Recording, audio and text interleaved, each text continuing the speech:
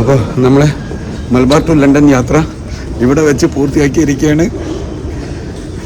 ഞാൻ ഈ trip plan ചെയ്യുന്ന സമയത്ത് എനിക്ക് ഓരോ ഉറപ്പുണ്ടായിരുന്നില്ല എനിക്ക് എത്താൻ പറ്റുമെന്നുള്ളത്. छोटा बच्चा है, मैं जी जी बोलते हैं ना, ये छोटा बच्चा है, मेरा बच्चे का जैसा उम्र है. നല്ലൊരു എക്സ്പീരിയൻസ് ആണ് എനിക്ക് ഉണ്ടായിരുന്നത്. അപ്പം നിങ്ങളോട് പറയാൻ പറ്റാത്തതായ കുറേ കാര്യങ്ങളും കാണിക്കാൻ പറ്റാത്തതായ കുറേ കാര്യങ്ങളൊക്കെ ഉണ്ടായിട്ടുണ്ട് ഈ യാത്രയിൽ.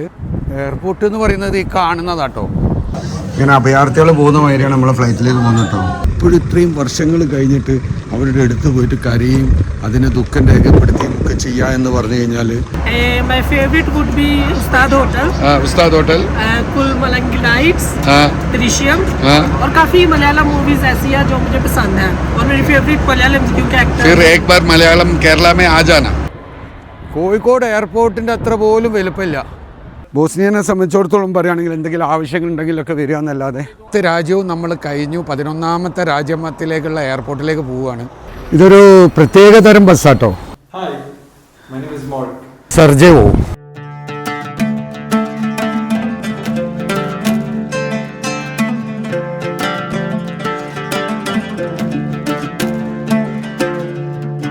ഹായ്, നമസ്കാരം. എന്തൊക്കെ വിശേഷം? സുഖല്ലേ?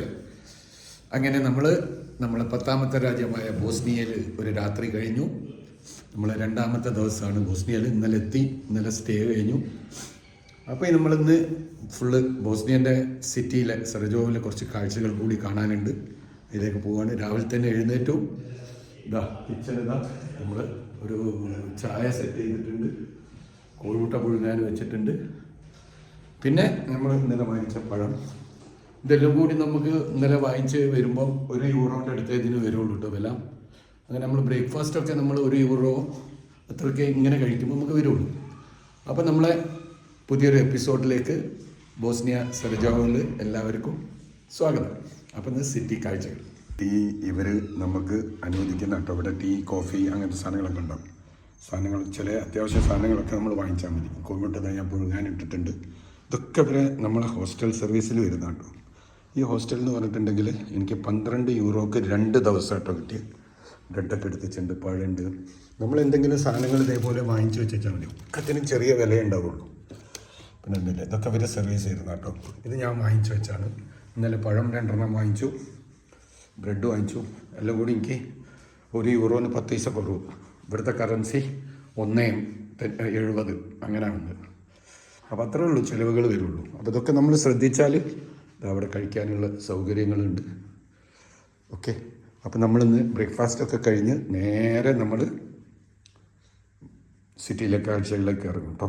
ഇവിടെ എനിക്ക് മനസ്സിലാക്കാൻ കഴിഞ്ഞ സത്യം, നമ്മളെ മറ്റു രാജ്യങ്ങളിലൊക്കെ തന്നെ യുദ്ധങ്ങൾ കഴിഞ്ഞു കഴിഞ്ഞാൽ അതിൻ്റെ ഭാഗവുമായി പിന്നീട് കുറേ വർഷങ്ങൾ കഴിയുമ്പോൾ അത് ഒരു സ്മാരകമായിട്ട് നിലനിൽക്കുക എന്നല്ലാതെ മറ്റു രീതിയിലൊന്നും ഉണ്ടാവാറില്ല. ഇവിടെ ഇത്രയും വർഷങ്ങൾ കഴിഞ്ഞിട്ടും അതിൻ്റെ കുടുംബാംഗങ്ങൾ അവിടെ വന്ന് വിസിറ്റ് ചെയ്യുകയും ആ സ്ഥലത്തിന് പേര് എഴുതി വെക്കുകയും അതേപോലെ ഇതിനുള്ള സൗകര്യങ്ങൾ ഇവിടെ ഗവൺമെൻറ് തലത്തിൽ ചെയ്യുകയും ഒക്കെ ചെയ്യുന്ന ഒരു പ്രത്യേക രീതി എനിക്ക് തോന്നി. ഞാനിത് വിസിറ്റ് ചെയ്യാൻ പോയ സമയങ്ങളിൽ പല ആൾക്കാരും അവിടെ കണ്ടു. സ്ത്രീകളൊന്നും വീഡിയോ എടുക്കാൻ സമ്മതിക്കുന്നില്ല. പക്ഷേ അപ്പോഴൊക്കെ എനിക്ക് മനസ്സിലായത് ഇവർ കരയൊക്കെ ചെയ്യുന്നുണ്ട്. ഇപ്പോഴും ഇത്രയും വർഷങ്ങൾ കഴിഞ്ഞിട്ട് അവരുടെ അടുത്ത് പോയിട്ട് കരയും അതിനെ ദുഃഖം രേഖപ്പെടുത്തുകയും ഒക്കെ ചെയ്യുക എന്ന് പറഞ്ഞു കഴിഞ്ഞാൽ ഞാൻ മറ്റുള്ള സ്ഥലങ്ങളിലൊന്നും ഇത്രയും ഇതിനെ ഇതായി കാണേണ്ടത് ഞാൻ ആദ്യമായിട്ടാണ് ഇങ്ങനെ ഒരു സ്ഥലത്ത്. ഇവരെ പറ്റി പറയുന്നത് പൊതുവേ ഇവർ കുറച്ച് ക്രൂരന്മാരാണെന്നാണ്. അപ്പോൾ സെർബിയക്കാരും ക്രൊയേഷ്യക്കാരുമായിട്ട് ആദ്യങ്ങളിൽ ഉണ്ടായ യുഗോസ്ലാവിൻ്റെ വിഭജനത്തിന് ശേഷം ഉണ്ടായ ഇഷ്യൂകളും പിന്നെ ഹെർഗനോവിച്ച് എന്ന് പറഞ്ഞിട്ട് ഇപ്പോൾ ഇവരെ കൂടെ തന്നെയുള്ള ആ ക്രിസ്ത്യൻ ബെൽറ്റിൻ്റെ ഒരു ഇഷ്യൂസും എല്ലാം കൂടിയിട്ടുണ്ടായിരുന്ന ഒരു വിഭജനത്തിൻ്റെ ഒരു ഭയങ്കരമായ, അതായത് പ്രത്യേകിച്ച് കാരണങ്ങളൊന്നുമില്ല, ആർക്കും ആരെയും വേണ്ട എന്ന് പറയും, നമ്മൾ വീടുകളിൽ നിന്നും തല്ലുവിടുന്നത് പോലെ ഉണ്ടായ ഒരവസ്ഥയെന്ന് കാണുമല്ലോ ഇത് ഭയങ്കര കൊലകളിലേക്ക് നടന്നത്. ഈ സ്റ്റെപ്പ് കണ്ടങ്ങൾ, ഇത് ഞാൻ ഓടിക്കയറി കേട്ടോ. നല്ല കിതപ്പുണ്ടായിരുന്നു, പക്ഷെ ഓടിക്കയറി. ഇത്രയും കുത്തനെയൊക്കെ ഒരു വഴികളുണ്ടാക്കി വെച്ചു. ഇത് നമ്മൾ ആ സ്ഥലത്തേക്ക് പോകാനുള്ള ഒരു വഴിയാണ് കേട്ടോ. കാറിൽ വേറെയും വരാനുള്ള വഴികളുണ്ട്. അപ്പോൾ നമ്മളിവിടുത്തെ ചരിത്രം മനസ്സിലാക്കി നോക്കുമ്പം ഇവർ മറ്റേ ഇവിടെ കൊല നടക്കാൻ കാരണം ഈ സെർബിയൻ ഹെർഗിയോസിസ് എന്ന് പറഞ്ഞ വിഭാഗവും ഭയങ്കര ക്രൂരന്മാരായിരുന്നു പോലും. അതായത് ആവശ്യത്തിനും അനാവശ്യത്തിനും ആൾക്കാരെ കൊന്ന് രസിക്കുക എന്നുള്ള ഒരവസ്ഥയുള്ള വിഭാഗമായിരുന്നു എന്നാണ് പറയുന്നത്. ഇപ്പോഴും അവർ വളരെ ക്രൂരത ഉള്ളവരാണ്. നിയമത്തിൻ്റെ മുന്നിൽ ഇപ്പം അങ്ങനെ നിൽക്കുന്നു, ഇഷ്യൂസ് ഇല്ലാതെ നിൽക്കുന്നു എന്നാണ് അറിയാൻ കഴിഞ്ഞത്. അങ്ങനെ നമ്മൾ സിറ്റിയിലെ ആൾക്കാർ താമസിക്കുന്ന ഇതുപോലത്തെ ഹൈറ്റുള്ള ഭാഗങ്ങളിലേക്കൊന്ന് നടന്നു വന്നാണ്. ഇതിൻ്റെ ഓപ്പോസിറ്റ് സൈഡിലാണ് ഇപ്പം ഞാനുള്ളത്. നിറച്ചും പള്ളികളും അവിടെ ശ്മശാനങ്ങൾ, നമ്മളെ ഖബർ ചെയ്യുന്ന ശ്മശാനങ്ങൾ, പിന്നെ കുറേ വീടുകൾ ആൾക്കാർ താമസിക്കുന്നത്, തിങ്ങിപ്പാർക്കുന്ന ഒരു രീതിയാണ് കാണാൻ കഴിഞ്ഞത്. നമ്മളെ നാട്ടിലൊക്കെ നമ്മൾ എത്രയോ സുഖകരമായി ജീവിക്കുകയാണ്. ഇവിടെ നമ്മൾ മനസ്സിലാക്കുന്ന ഇവരെ നിറം കൊണ്ടോ ഇവരെ ഡ്രസ് കോഡ് കൊണ്ടോ അല്ലെങ്കിൽ ഇതൊരു യൂറോപ്യൻ്റെ ഭാഗമായതുകൊണ്ടോ ഇവരൊക്കെ ഭയങ്കര സുഖിച്ച് ജീവിക്കുന്ന ആൾക്കാരാണെന്നാണ് നമ്മളെ ഇക്കരെ നിൽക്കുമ്പോൾ അക്കരെ പച്ച എന്നുള്ള ഓപ്ഷൻ.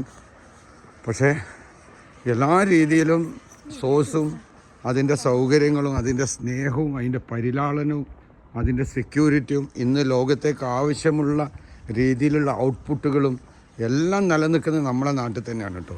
മൊത്തത്തിൽ ബാൽക്കൻ കൺട്രീസിനെ പറ്റി എനിക്ക് മനസ്സിലാക്കാൻ കഴിഞ്ഞത്, ബാൽക്കൻ കൺട്രീസിനെ നമ്മൾ വലിയ സംഭവമായിട്ട് കാണുമ്പോൾ ഞാൻ കമ്പാരിസൺ എന്ന് ഉദ്ദേശിക്കുന്നത് ഡെവലപ്പാണ് കേട്ടോ. ആ രീതിയിൽ വെച്ച് നോക്കുമ്പം ക്രമത്തിനോടൊപ്പം സഞ്ചരിക്കുന്ന ഒരു വിഭാഗം നമ്മളൊക്കെ തന്നെയാണ്. നമ്മൾ എന്തില്ലായ്മയിൽ നിന്നും നമുക്ക് പലതും നേടിയെടുക്കാനുള്ള ഓപ്ഷൻസ് ഉണ്ട്. ഈ ആൾക്കാർക്കൊന്നും വലിയ ഓപ്ഷൻസ് ഇല്ല. ഇവിടെ ആ ഒരു നെറ്റ്വർക്കിലെത്തിയ ആൾക്കാർക്ക് മാത്രമേ അതിൻ്റേതായ രീതിയുള്ളൂ. അല്ലാത്ത സാധാരണക്കാരായ ഇവിടുത്തെ ആൾക്കാർക്ക് ഒരു നിവൃത്തിയില്ലാതെ നിൽക്കുന്നത്. നമ്മൾ ചില കർണാടകയിലും തമിഴ്നാട്ടിലൊക്കെ പോയി കഴിഞ്ഞാൽ ചില ഗ്രാമങ്ങളിൽ ആൾക്കാരെ കാണാറില്ലേ, അവരെ രീതിയിലുള്ള അറിവും അത്ര തന്നെ അവർക്ക് എല്ലാ കാഴ്ചപ്പാടുകളും ഉള്ളൂ കേട്ടോ. ആ രീതി കണ്ടാൽ മതി. നമ്മൾ കർണാടകയിൽ നമ്മൾ ഗുണ്ടൽപേട്ട ഗൂഡല്ലൂരൊക്കെ പോയി കഴിഞ്ഞാൽ കാണുന്ന ആൾക്കാരോട് നമ്മൾ ചോദിച്ചാൽ അവർക്ക് അറിയുന്ന ആ അറിവുകളെ ഇവർക്കുള്ളൂ.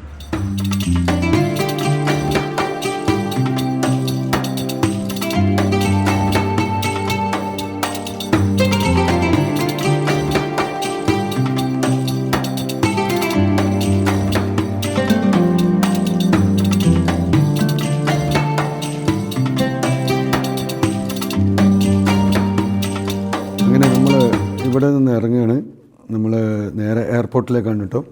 ഹോസ്റ്റലിൽ നിന്ന് ഇറങ്ങുകയാണ്. നമ്മളെ ഹോസ്റ്റലൊക്കെ ഉഷാറായിരുന്നു. ഇവിടുത്തെ ആൾക്കാരൊക്കെ ഉണ്ട്. Hi, my name is Mark. Yeah, you're from I'm from Egypt. Egypt. Yes. Good. Thank you brother. Yeah, nice. Okay, thank you very much. We will meet again. Yes. God bless you. Thank Thank you. ഇനി നമ്മൾ ഇവിടുന്ന് വിടുകയാണ് കേട്ടോ. നമ്മളെ യാത്ര തുടരുകയാണ്. ഇത് നമ്മളെ ഹോസ്റ്റലിൽ നിന്നും പുറത്തേക്ക് ഇറങ്ങുകയാണ് കേട്ടോ. आप आ रहे? मैं आ रहा हूँ थोड़ी देर में. ഓക്കെ, मैं जा रहा हूँ थोड़ा.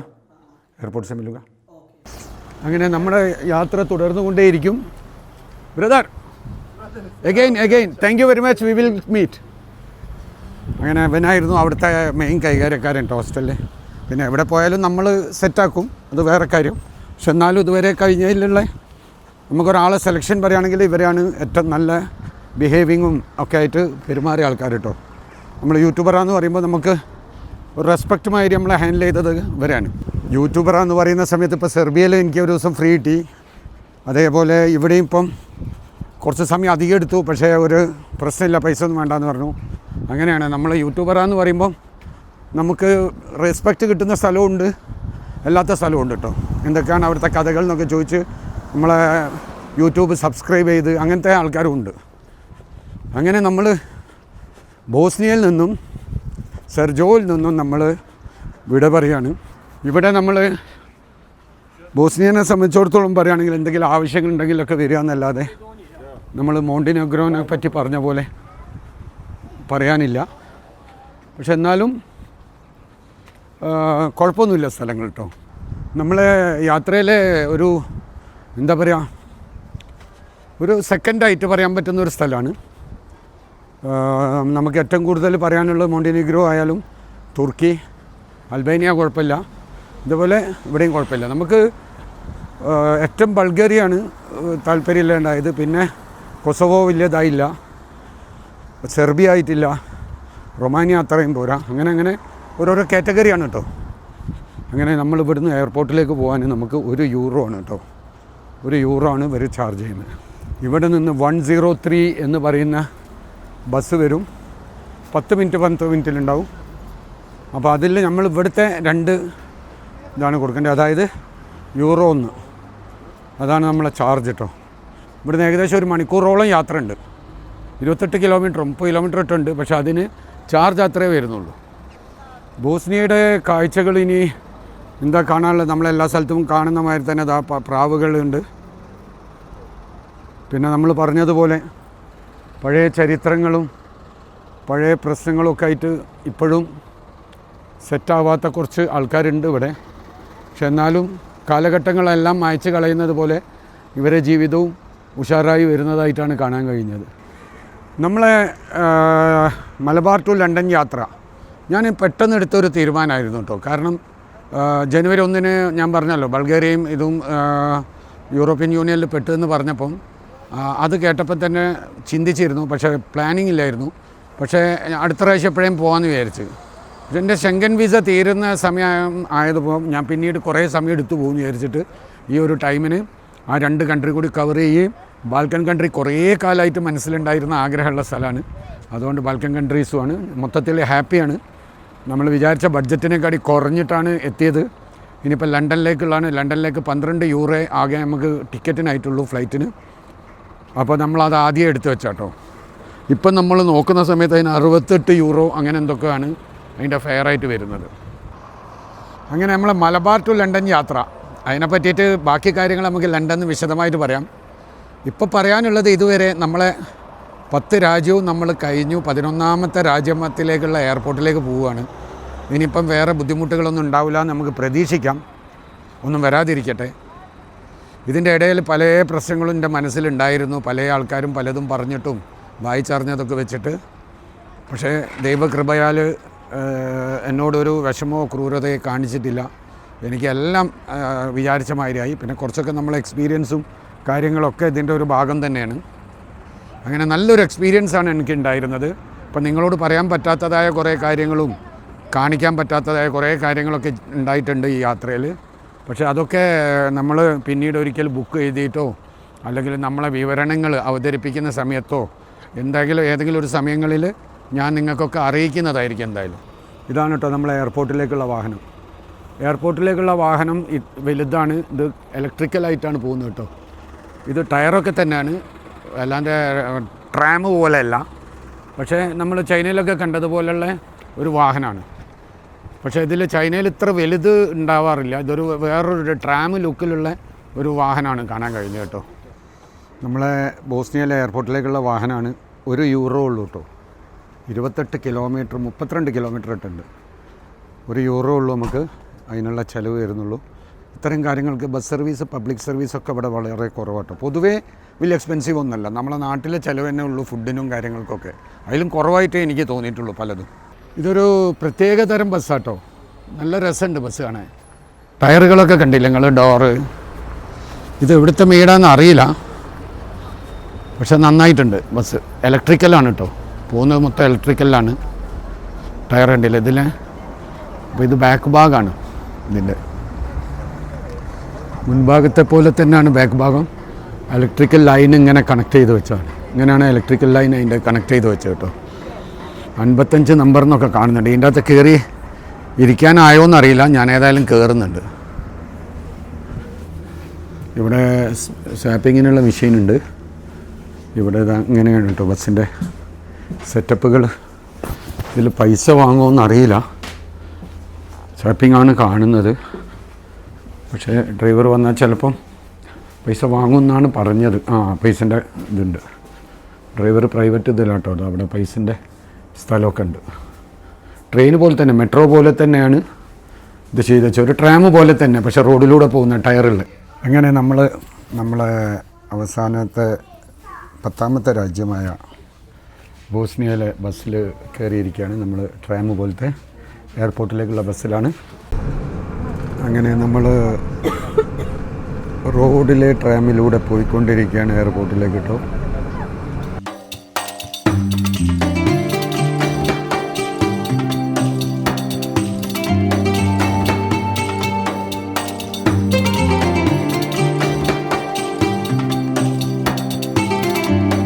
അങ്ങനെ ബസ്സിൽ നിന്ന് ഇറങ്ങിയിട്ട് എയർപോർട്ടിലേക്ക് പോയിക്കൊണ്ടിരിക്കുകയാണ്. ഇതൊക്കെ പഴയ ബിൽഡിങ്ങുകൾ ഇവിടെ കാണുന്നുണ്ട്.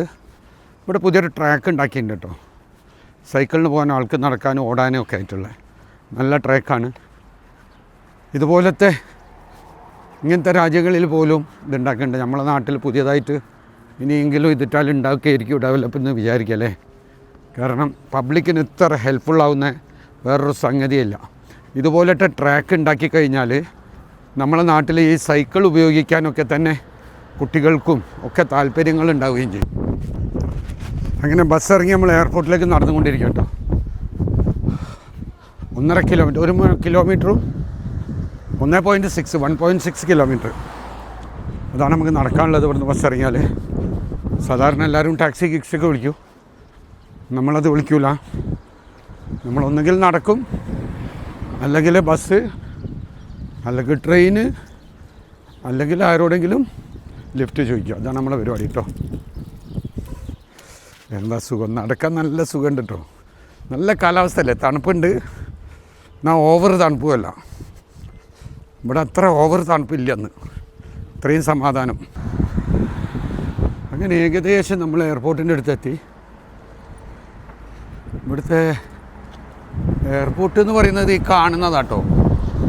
ഓ അത്രേ ഉള്ളൂ, ഇൻ്റർനാഷണൽ എയർപോർട്ടാണ്. അതാണ് ഞാൻ പറഞ്ഞത്, ഇവർക്ക് ഇത്രയും സൗകര്യങ്ങളൊക്കെ ഉള്ളൂ ഇവരെ. ഇനി നമ്മൾ ഏത് വഴിക്കാണ് പോവുക എന്നുള്ളതാണ്. അയാൾ അങ്ങോട്ടേക്കാന്ന് തോന്നുന്നു കേട്ടോ. എയർപോർട്ടിൻ്റെ ഒരു ബോർഡർ ഉണ്ട് കേട്ടോ, അല്ല ബോർഡ് ഉണ്ട് കേട്ടോ, എയറോഡ്രോം എയർപോർട്ട്. അങ്ങനെ ഇതാണ് നമ്മളെ എയർപോർട്ടിൻ്റെ കാഴ്ച. സെർജേവോ പുതിയ എയർപോർട്ടൊന്നും അല്ലാന്ന് തോന്നുന്നു, പഴയ എയർപോർട്ട് ഒന്ന് മെയിൻറ്റെയിൻ ചെയ്ത് തൽക്കാലം സെറ്റാക്കുക എന്നാണ് തോന്നുന്നത്. എയർപോർട്ട് കാർഗോ സെൻറ്റർ കാണുന്നുണ്ട്. ഇത് ഒരു രാജ്യത്തിൻ്റെ തലസ്ഥാനമാണ് കേട്ടോ. സെർജവോ എയർപോർട്ട് എന്ന് പറഞ്ഞു കഴിഞ്ഞാൽ ബോസ്നിയൻ്റെ ക്യാപിറ്റലിലുള്ള എയർപോർട്ടാണ്. ഒരൊറ്റ എയർപോർട്ടേ ഉള്ളൂ. അപ്പോൾ നിങ്ങളൊന്ന് ആലോചിച്ച് നോക്കി, ഈ രാജ്യത്തിൻ്റെ വളർച്ചയോ എന്താ പറയുക, നമ്മളെല്ലാം ഇത്രയേ ഉള്ളൂ കാണാൻ. അത്രേ യാത്രക്കാരുണ്ടാവുള്ളൂ എന്നാണ് തോന്നുന്നത് കേട്ടോ. എയർപോർട്ടിൻ്റെ ഭംഗി നമ്മൾ കോഴിക്കോട് എയർപോർട്ടൊക്കെ പറയുന്ന പോലെ, കണ്ണൂർ എയർപോർട്ട്, ഗോവ എയർപോർട്ടൊക്കെ പറയുന്ന പോലെ മലകളാണ് കേട്ടോ അതിൻ്റെ ചുറ്റുവട്ടവും. നമ്മളെ കോഴിക്കോട് എയർപോർട്ടിൻ്റെ അത്ര പോലും വലുപ്പമില്ലാന്ന്. കോഴിക്കോട് എയർപോർട്ടിൻ്റെ അത്ര പോലും വലുപ്പമില്ല. ഫ്ലൈറ്റ് എവിടുന്നോ പറന്ന് പൊങ്ങിയല്ലോ, വന്നതാണ്. ഫ്ലൈറ്റ് ലാൻഡ് ചെയ്താന്ന് തോന്നുന്നു കേട്ടോ. ഓ ഇത് എയർപോർട്ട് വലിയ പഴക്കമൊന്നുമില്ല കേട്ടോ, ഒരു 5-10 വർഷമായിട്ടേ ഉണ്ടാവുള്ളൂ. എനിക്ക് തോന്നുന്നു ഇവരെ പ്രോബ്ലംസൊക്കെ കഴിഞ്ഞതിൻ്റെ ശേഷം ഒരു ചെറിയ റിനോവേഷൻ നടത്തി സെറ്റാക്കിയ ഒരു എയർപോർട്ടാണെന്ന് തോന്നുന്നു. നല്ല ഭംഗിയുണ്ട് കേട്ടോ അല്ലേ, ഒരു ചെറിയ ക്യൂട്ട് എയർപോർട്ട്. ഭംഗിക്ക് കുറവൊന്നും സെർജേവോ കണ്ടില്ല, അത് നമ്മൾ അവിടെ കണ്ടതും കൂടി ഇത് തന്നെയാണ് കേട്ടോ. നമ്മൾ സിറ്റി കണ്ട സെർജേവോ ആണിത്. നമ്മൾ എയർപോർട്ടിൻ്റെ അകത്തെത്തിയിരിക്കുകയാണ്, ഡിപ്പാർച്ചർ ഗേറ്റിൽ. Turkish airlines, air Serbia, Swiss, അങ്ങനെ കുറച്ച് എയർലൈൻസുകളാണ് ഇവിടെ കാണുന്നത് കേട്ടോ. എയർപോർട്ട് നല്ല ഭംഗിയുണ്ട് കേട്ടോ, വൃത്തിയുണ്ട്. നമ്മളെ Ryanair, Istanbul, Ryanair പല സ്ഥലത്തേക്കും ഉണ്ടാവാൻ സാധ്യതയുണ്ട്. ഇവിടെയൊക്കെ ചെറിയൊരു എയർപോർട്ടാണെങ്കിലും ഉള്ളത് വൃത്തിയിലുണ്ട്.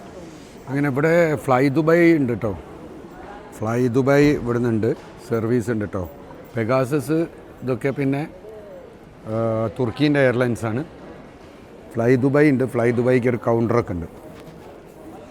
നമ്മളെ കൗണ്ടർ റിയാൻ എയർ. നമ്മളെ നാട്ടിൽ ഇപ്പോഴത്തെ ഒരു കണ്ടീഷൻ നോക്കുകയാണെങ്കിൽ ഒരു ഡൊമസ്റ്റിക് എയർപോർട്ടിൻ്റെ അത്ര പോലും സെറ്റപ്പില്ല. നമ്മളെ ബോംബെ ഡൊമസ്റ്റിക് എയർപോർട്ടിൻ്റെ ഒക്കെ തിരക്കും സെറ്റപ്പൊക്കെ എന്താ അല്ലേ.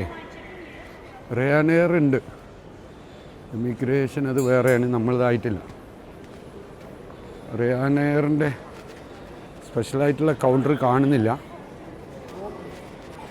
തോന്നുന്നു. ഇനി കുറച്ച് കഴിഞ്ഞിട്ട് ഏതെങ്കിലും കൗണ്ടർ ഓപ്പൺ ആവുകയായിരിക്കും ചെയ്യാം. അങ്ങനെ ആവാനാണ് സാധ്യത കാണുന്നത്. ഇത്രയേ ഉള്ളൂ കൗണ്ടേഴ്സ്, തുർക്കിഷ് എയർലൈൻസും ഇത്രയേ ഉള്ളൂ. എനിക്ക് ഒരു 15 വർഷം മുന്നേ, 10-15 വർഷം മുന്നത്തെ നമ്മളെ ബോംബെ എയർപോർട്ട് ഡൊമസ്റ്റിക് എയർപോർട്ട് പോലെ തോന്നിയിട്ടോ. ഇപ്പോൾ ആ എയർപോർട്ടൊക്കെ വലിയ എയർപോർട്ടായി. ഏകദേശം അങ്ങനെയാണ് എനിക്ക് തോന്നിയത്. അത്ര പോലും കാണുന്നില്ല. അത് അവിടെ മലമ്പ്രദേശം ഇത് കണ്ടില്ല നിങ്ങൾ, വീടുകളുടെ ചുറ്റും മലകളാണ്. നേരത്തെ ഞാൻ കാണിച്ച ഇതിൻ്റെ ബാക്ക് സൈഡും മലകളാണ്. അതിൻ്റെ നടുവിൽ നമ്മൾ ആ സിറ്റി വന്നതുപോലെ ഒരു ഒഴിവുള്ള സ്ഥലത്താണ് ഈ എയർപോർട്ട് വന്നത്. നമ്മുടെ ബോർഡിങ് സ്റ്റാർട്ടായിട്ടുണ്ട്. 1 മണിക്കൂർ ലേറ്റായിട്ടാണ് കേട്ടോ സ്റ്റാർട്ടായത്, എന്താണെന്നറിയില്ല. അപ്പോൾ ഇവിടെ ഞാൻ ഓൺലൈനിൽ എടുത്തിട്ടുണ്ട് ഈ ബോർഡിങ്. പക്ഷേ ഇവിടെ വന്ന് പ്രിൻ്റ് വാങ്ങണം എന്നാണ് അതിൽ മെസ്സേജ് ഒക്കെ ഉണ്ട്. അതുകൊണ്ട് ഇവിടുന്ന് ഒരു പ്രിൻ്റ് വാങ്ങിയിട്ട് വേണം പോകണമെങ്കിൽ. അങ്ങനെ നമ്മൾ സെക്യൂരിറ്റി ചെക്ക് കഴിഞ്ഞാൽ നമ്മളെ ബോസ്നിയ അതോടുകൂടി കഴിയും, ഇമിഗ്രേഷൻ കഴിയുന്നതോടുകൂടി. അങ്ങനെ നമ്മൾ പ്രിൻ്റഡ് ബോർഡിങ് കിട്ടിയിരിക്കുകയാണ്. ബോർഡിങ് പ്രിൻ്റ് കിട്ടി. പിന്നെ മുകളിലേക്കാണ് കേട്ടോ, നമ്മൾ ഇമിഗ്രേഷൻ മുകളിലേക്കാണ്. ഇമിഗ്രേഷൻ കൂടി കഴിഞ്ഞ് നമ്മൾ നിൽക്കുമ്പോഴാണ് നമുക്ക് ഹാപ്പി ഉണ്ടാവുള്ളൂ. കാരണം നമുക്ക് ഓരോരോ എയർപോർട്ട് ഓരോരോ സിസ്റ്റം എങ്ങനെയാണെന്നൊന്നും പറയാൻ പറ്റില്ല. അപ്പോൾ നമ്മൾ പൊതുവേ എല്ലാം ഓക്കെ ആയി എന്നുള്ളതല്ല, നമ്മൾ ബാക്കിയൊക്കെ ആയിട്ടുണ്ട്. ഇനി ഇമിഗ്രേഷൻ കഴിയുന്നു. അങ്ങനെ നമ്മൾ ഇമിഗ്രേഷൻ പൂർത്തിയാക്കി പുറത്തെത്തി. ഇനി ഇതാ ഭയങ്കര വെയിലൊക്കെയാണ് ഇവിടെ അടിക്കുന്നത്. നമ്മൾ ബോർഡിങ്ങിന് കത്തിക്കാണ്. ഡ്യൂട്ടി ഫ്രീയിലാണ് ഇപ്പോൾ ഉള്ളത്. ഡ്യൂട്ടി ഫ്രീൻ്റെ ഭാഗമൊക്കെ ചെറുതാണ്. നമ്മളൊരു എന്താ പറയുക, 2 കൗണ്ടറേ ഇമിഗ്രേഷനുള്ളൂ. എല്ലാം സിമ്പിളേ ഉള്ളൂ. അങ്ങനെ എന്നോട് എൻ്റെ പഴയ പാസ്പോർട്ടൊക്കെ ചോദിച്ചു. തിരിച്ചു പോകുമ്പോൾ ചോദിച്ചു. ഇവർ ഭയങ്കര സ്ട്രിക്റ്റ് ആട്ടോ. ഇവർ UK സപ്പോർട്ട് ചെയ്യുന്നില്ല, UK അംഗീകരിക്കുന്നില്ല എന്നൊരു ഡൗട്ട് കാണുന്നുണ്ട്. കാരണം UK വീസ കണ്ടിട്ട് ഇവർക്കൊരു വിലയൊന്നുമില്ല. അപ്പം അതിന് അർത്ഥം നമ്മളെ മറ്റേ കൊസവോയിൽ നമ്മളെ ഇന്ത്യൻ്റെ പാസ്പോർട്ട് കണ്ടപ്പോൾ ഉണ്ടായ അതേ അനുഭവം പോലെ ഫീൽ ചെയ്തു. പക്ഷേ എല്ലാം ഓക്കെ ആയി. അങ്ങനെ നമ്മുടെ 10ാമത്തെ രാജ്യം നമ്മൾ കവർ ചെയ്ത് കഴിഞ്ഞു. 11ാമത്തെ രാജ്യത്തേക്കുള്ള യാത്രയ്ക്കുള്ള എല്ലാ ബോർഡിങ്ങും സെറ്റും ഒക്കെ റെഡി ആയിട്ടുണ്ട്. 15ാമത്തെ ദിവസവുമാണ് ഇന്ന്. 13-ാം തീയതി നമ്മൾ പുറപ്പെട്ടു. ഇന്ന് 27-ആണ് നമ്മളെ ഡേറ്റ്. എയർപോർട്ടിൻ്റെ സിസ്റ്റം ഒരു പുതിയതാണ്, പക്ഷെ വളരെ ചെറിയ സെറ്റപ്പ്. നല്ല വൃത്തിയുണ്ട് കേട്ടോ. സംഗതികൾക്കൊക്കെ വൃത്തിയും ഉള്ള സെറ്റപ്പൊക്കെ സെറ്റാണ്. പക്ഷേ വളരെ ചെറിയ എയർപോർട്ട്, ആൾക്കാർ വളരെ കുറവാണ്. അതുകൊണ്ടാണ് ഇവിടേക്ക് ഇപ്പോൾ ഈ എയർപോർട്ടിൻ്റെ പേര് തന്നെ ഞാൻ ആദ്യമായിട്ടാണ് കേട്ടത്, സർജാവ് എന്നിട്ട്, സിറ്റി ക്യാപിറ്റലിൻ്റെ. അപ്പം അങ്ങനെയാണ് ഒക്കെ ചെറിയ സൗകര്യങ്ങൾ വൃത്തിയുള്ളത് കേട്ടോ. അപ്പം നമ്മളെ ബോർഡിങ്ങിൻ്റെ അവിടേക്ക് കയറിയിരിക്കുകയാണ്. ബാക്കി വിവരങ്ങൾ സംസാരിക്കാം. എന്താ സംഭവം എന്നറിയോ, ഞാൻ ഈ ട്രിപ്പ് പ്ലാൻ ചെയ്യുന്ന സമയത്ത് എനിക്ക് ഒരു ഉറപ്പുണ്ടായിരുന്നില്ല എനിക്ക് എത്താൻ പറ്റുമെന്നുള്ളത്. പക്ഷേ പടച്ചോൻ്റെ കൃപയിൽ എൻ്റെ ടാർഗറ്റ് പക്കായിട്ട് കിട്ടി. അതിൽ ഇപ്പം നമുക്ക് 51 യൂറോ ആയി ഇവിടെ ലാസ്റ്റ് 10ാമത്തെ സ്ഥലത്ത്. അതായത് 21 യൂറോ നമ്മൾ എവിടെ നിന്നായിരുന്നു, മോണ്ടിനെഗ്രോ എന്നിട്ടു ഇങ്ങോട്ടേക്കുള്ള ബസ്സിൻ്റെ യാത്ര 21 യൂറോ. പിന്നെ നമുക്ക് എത്ര യൂറോ ആയിരുന്നു, 7 യൂറോ നമുക്ക് ഇവിടെ ചിലവായി. 5 യൂറോ ഫുഡും 2 യൂറോ ബസ്സിനും ഒക്കെ ആയിട്ട്. പിന്നെ റൂമിന് 12 യൂറോ 2 ദിവസത്തേക്ക് കിട്ടും. അതാണ് വേറെ കഥ. പിന്നെന്തായിരുന്നു നമുക്ക് എത്ര, 21 നമ്മളെ റൂമിൻ്റെ 12 33, 7 റുപ്യ 39, 12 യൂറോ. ഇപ്പോൾ നമ്മളെ ഈ ഫ്ലൈറ്റ് ടിക്കറ്റ് ഇട്ടു. ഈ ഫ്ലൈറ്റ് ടിക്കറ്റ് ലണ്ടനിലേക്കുള്ളതിന് 12 യൂറോ. അങ്ങനെ 51 യൂറോ, 4500 രൂപ. 36,200 4500 എത്രയായി, 40,600 അല്ലേ, 40,700. ഇതാണ് നമുക്ക് ലണ്ടൻ എത്തുന്നത് വരെയുള്ള ചിലവ്. എങ്ങനെയുണ്ട്? 50,000 ഞാൻ ടാർഗറ്റ് ചെയ്തു. 40,700 രൂപക്ക് നമ്മൾ എന്ത് ചെയ്യാണ്, ലണ്ടനിലെത്തുകയാണ് കേട്ടോ. അപ്പം ലണ്ടനിൽ എത്തുക എന്നുള്ളത് വരെയാണ് നമ്മളെ ഈ യാത്രക്ക് ടാർഗറ്റ് ഇട്ടത്. കഴിച്ച് 9,300 രൂപ ബാലൻസ് ഉണ്ട്. അപ്പോൾ നമ്മളെ യാത്ര ഞാൻ പൊതുവേ ഇപ്പോൾ 15 ദിവസം എന്ന് പറഞ്ഞാൽ നമ്മൾ കറക്റ്റ് 15 ദിവസമാണ്. 13-ാം തീയതി ഏർലി മോർണിംഗ് പുറപ്പെട്ടു. ഇതാ 17-ന് നൈറ്റിൽ നമ്മൾ ലണ്ടനിലെത്തും. അങ്ങനെ 15 ദിവസം പൂർത്തിയാക്കി, 11 രാജ്യങ്ങൾ പൂർത്തിയാക്കി. 50,000 രൂപ എന്ന് പറഞ്ഞ ടാർഗറ്റ് നമ്മൾ കുറഞ്ഞു പോയി, 40,700 മാറി എന്നതാണ് അതിലുള്ളൊരു പ്രശ്നം. 2 കാര്യങ്ങളാണ്. ഒന്ന് 40,700 50,000 പൂർത്തിയായില്ല. രണ്ടാമത്തേത് കൊസവോയിൽ ഒരു ദിവസം സ്റ്റേ ചെയ്യാൻ പറ്റിയില്ല. ഒന്ന് കറങ്ങാനൊക്കെ ഒരു സമ്മതിച്ചെന്നല്ലാതെ അത് ഇന്ത്യൻ പാസ്പോർട്ടിന് അവർക്കുണ്ടായ എന്തോ ഒരു വിരോധമോ പ്രശ്നങ്ങൾ കൊണ്ടാണ്. അപ്പം എന്തിനായാലും നമ്മൾ അതിൻ്റെ ഉള്ളിലൊക്കെ കയറി ഒരു കുറച്ച് നേരം ഒരു അരമണിക്കൂർ ഒരു മണിക്കൂറോളം കറങ്ങി വന്നു. എന്നല്ലാതെ നമുക്ക് സ്റ്റേ ചെയ്യാൻ പറ്റിയില്ല. പകരം നമ്മൾ അതിന് പകരം ഇവിടെയും റൊമാനിയയിലൊക്കെ 2 ദിവസമൊക്കെ സ്റ്റേ ചെയ്ത് മോണ്ടിനെഗ്രോയിൽ 2 ദിവസം സ്റ്റേ ചെയ്ത് അങ്ങനെയാണ് നമ്മൾ 15 ദിവസം പൂർത്തിയാക്കുന്നത് കേട്ടോ. അപ്പോൾ നമ്മളെ യാത്രയിൽ നമ്മൾ 15 ദിവസം എക്സസ് നിന്നും കൊണ്ടാണ് നമ്മൾ പൂർത്തിയാക്കുന്നത്. അത് നല്ല നല്ല സ്ഥലം നോക്കിയിട്ട് നമ്മുടെ എക്സസ് നിൽക്കുകയും ചെയ്തതാണ്. നമുക്ക് കോൺഫിഡൻസ് എക്സ്പീരിയൻസ് ഉള്ള ഒറ്റ കാരണം കൊണ്ട് പല സംഗതികൾ നമ്മൾ കയറിയത്. പിന്നെ നമ്മൾ ഹോട്ടലിൽ താമസങ്ങൾ ചിലവ് കുറയ്ക്കൽ അങ്ങനെയൊക്കെ. ചിലവ് കുറയ്ക്കുക പറഞ്ഞാൽ ഇതിലും കുറയ്ക്കട്ടോ ശരിക്കും. പക്ഷെ ഞാൻ അങ്ങനെ അങ്ങോട്ട് കുറയ്ക്കാൻ നിന്നില്ല. എനിക്ക് ആവശ്യമുള്ള ഫുഡ് ആവശ്യമുള്ള സ്ഥലത്ത് നിന്ന് എന്നല്ലാതെ ലക്ഷറി ആയിട്ട് ഒന്നും ചെയ്തില്ല എന്നല്ലാതെ ബാക്കി എല്ലാം ഉഷാറാക്കി നമ്മൾ ചെയ്തിട്ടുണ്ട് കേട്ടോ. അങ്ങനെ നമ്മളെ മലബാർ ടു ലണ്ടൻ യാത്ര നമ്മൾ പൂർത്തിയാക്കാൻ ഇനി ലണ്ടനിൽ എത്തുന്നതോട് കൂടിയിട്ട് നമ്മൾ പൂർത്തിയാക്കും. അപ്പം നിങ്ങൾ കൂടെ ഉണ്ടാവുക. സന്തോഷം. നമുക്ക് അടുത്ത ട്രിപ്പ് പ്ലാൻ ചെയ്യേണ്ടതുണ്ട്. എല്ലാവരും ഇതുപോലെ നമ്മൾ വളരെ സിമ്പിളായിട്ട് വളരെ ചെറിയ എക്സ്പെൻസിൽ ബഡ്ജറ്റിൽ യാത്രകൾ നിങ്ങളെ കാണിച്ചുകൊണ്ടേയിരിക്കും. ഇനി സൗത്ത് അമേരിക്ക ഇതൊക്കെയാണ് നമ്മൾ അടുത്ത ടൈം. വളരെ ചിലവ് കുറഞ്ഞിട്ട് സുഖമായിട്ട് യാത്ര ചെയ്യാനുള്ള സംവിധാനമാണ് അടുത്ത പ്ലാൻ. നമ്മളെ ഫ്ലൈറ്റിലേക്കുള്ള ബോർഡിങ് സ്റ്റാർട്ടായിട്ടുണ്ട്. സമയമായോ? ഇതിന് മാത്രം സമയമായോ നോക്കട്ടെ കേട്ടോ. നമ്മളെ ഫ്ലൈറ്റ് ലാൻഡ് ചെയ്ത് എത്തിയിട്ടേ ഉള്ളൂ കേട്ടോ. അതിലുള്ള ആൾക്കാർ ഇറങ്ങി വരുന്നു. വളരെ ഒരു യൂറോപ്പിൻ്റെ ഒരു ക്വാളിറ്റിയും ഗ്ലാസ്സില്ല. നമ്മളെ ഗ്ലാസിൻ്റെ അപ്പുറം ലൈനാക്കി നിർത്തിയിട്ടുണ്ട് ബോർഡിങ് ആക്കിയിട്ട്. അതായത് ഇവർ ഇറങ്ങി വന്നിട്ട് ഫ്ലൈറ്റ് ചെക്ക് ചെയ്യുമോ എന്താണെന്നൊന്നും അറിയില്ല കേട്ടോ. നമ്മളങ്ങോട്ട് അതേ റെഡിയാക്കി അരമണിക്കൂർ കൊണ്ട് ഫ്ലൈറ്റ് തിരിച്ചു പോകുന്ന പോലെയാണ് എനിക്ക് മനസ്സിലാവുന്നത്. ഇങ്ങനെ അഭയാർത്ഥികൾ പോകുന്ന മാതിരിയാണ് നമ്മളെ ഫ്ലൈറ്റിലേക്ക് പോകുന്നത് കേട്ടോ. 12 യൂറോ ആയതുകൊണ്ടായിരിക്കാം വേറെയുള്ള പല ചിലവുകളും കൂടി കുറയ്ക്കുന്നുണ്ട് കേട്ടോ. അഭയാർത്ഥികൾ പോകുന്ന കാര്യം നമ്മളിങ്ങനെ നടന്നു പോവുക, എന്നിട്ട് അവിടുന്ന് കയറുക, എന്നിട്ട് പോവുക കേട്ടോ. അങ്ങനെയാണുള്ളത്.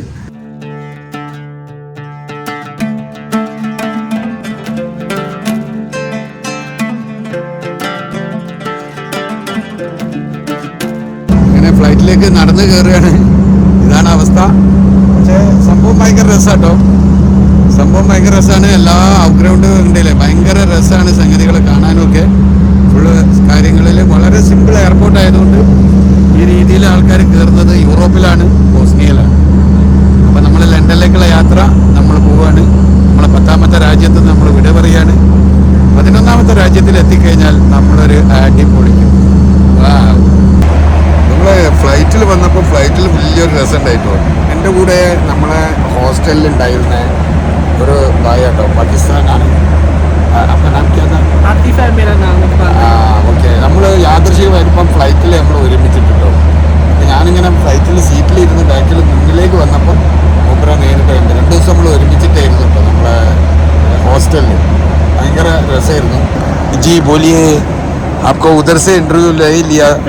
अभी छोटा बच्चा है, मैं जी बोलते हैं ना, ये छोटा बच्चा है, मेरा बच्चे का जैसा उम्र है. അപ്പം നമ്മൾ ആതിഫിൻ്റെ ചെറിയൊരു ഇൻ്റർവ്യൂ കേട്ടോ. നമ്മളെ ചെറിയ മോനാണ്. അപ്പം ആതിഫ് बताओ क्या है कैसे? बहुत शुक्रिया इकबाल भाई. पहले तो आपसे मिलके बहुत अच्छा लगा. और हॉस्टल में हमसे मुलाकात नहीं हो सकी, कोई भी डिटेल वीडियो भी नहीं बना सके, लेकिन देखिए किस्मत की वजह से हम इधर फ्लाइट पे मिल गए हैं, तो यहाँ मौका मिल गया. और मुझे बहुत खुशी हुई है आपसे मिलके, क्योंकि आपने माशाल्लाह 69 कंट्रीज़ किए हुए हैं और आप लगते भी बहुत यंग हैं. और मेरी एज के तो आपके बच्चे हैं. और मैंने भी काफ़ी ट्रैवल किया है. मेरे हो गए हैं 29 कंट्रीज़ अभी. तो मैं आपके मिला हूँ और बहुत अच्छा लगा और आपका भी एक्सपीरियंस ले रहा हूँ. वैसे तो मैं भी अभी लंदन जा रहा हूँ, आप भी लंदन जा रहे हैं, तो सही है. वहीं मुलाकात होगी. मैं बताया था ना मेरा ट्रैवल अभी 50,000 का, वो याद है? हाँ बिल्कुल बिल्कुल. मुझे बताया था 50,000 में 11 कंट्री उधर से अपना मुल्क से लंदन तक. अभी पहुँच गए, मैं पास हो गया हूँ. बिल्कुल बिल्कुल बिल्कुल. सब ठीक है ना? हाँ बिल्कुल अल्हम्दुलिल्लाह. प्रार्थना करो. आपका जो एरिया है केरला, हाँ, वो भी मुझे पसंद है. बता दो. मलयालम मुझे बहुत पसंद है. मलयालम मूवीज. फिल्म बताओ. My favourite would be Ustad hotel, Ustad hotel, कुल मलंगी नाइट्स, हाँ दृश्यम, हाँ. और काफ़ी मलयालम मूवीज ऐसी हैं जो मुझे पसंद है. और मेरी फेवरेट मलयालम क्योंकि एक्टर. फिर एक बार मलयालम केरला में आ जाना. हाँ हाँ जरूर. ओके, साथ में याद रखना हम लोग. मैं कीप रखो, मेरे साथ आ जाओ. उधर रहने का पूरा जगह मेरे पास रिसोर्ट पूरा है. बहुत शुक्रिया, बड़ी मेहरबानी. आप ओके. जब पाकिस्तान आए ओ जरूर, हम लोग कीप करेगा, अपना रिलेशन अच्छा रखेगा. ഓക്കെ ആതിഫ്, ഇൻഷാല്ലാ. അങ്ങനെ നമ്മൾ എയർപോർട്ടിൽ എത്തിയിരിക്കുകയാണ്. ഇമിഗ്രേഷനിലേക്ക് പോവുകയാണ്. കാരണം നമുക്ക് ബസ്സുണ്ട്, ബസ് കിട്ടുന്നത് എടുക്കാണ്ട് ഏതൊക്കെ പോയില്ലെങ്കിൽ നമുക്ക് ഞാൻ ലോട്ടൺ എന്ന് പറഞ്ഞ സ്ഥലത്തേക്കാണ് പോകുന്നത്. इकबाल भाई जब ഇമിഗ്രേഷനിലേക്ക് പോയിക്കൊണ്ടിരിക്കുകയാണ്. ഇത് വേറെ തന്നെ ഈ എയർപോർട്ടിൻ്റെ നാം കേട്ടാ സ്റ്റാൻസിഡേറ്റ് എയർപോർട്ടാണിത്.